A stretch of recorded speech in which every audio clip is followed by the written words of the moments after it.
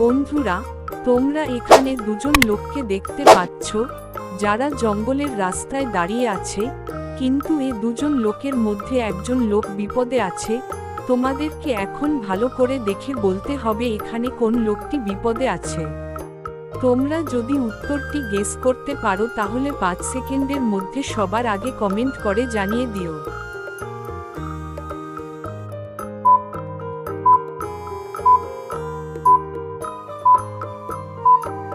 বন্ধুরা, আশা করি উত্তরটি কি হবে তা তোমরা বুঝে গেছো।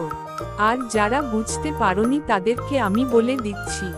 তবে তার আগে তোমরা যদি চ্যানেলে নতুন হয়ে থাকো তাহলে ভিডিওটি লাইক করে চ্যানেলটি সাবস্ক্রাইব করে পাশে থাকা বেল বাটনটি অন করে দিও।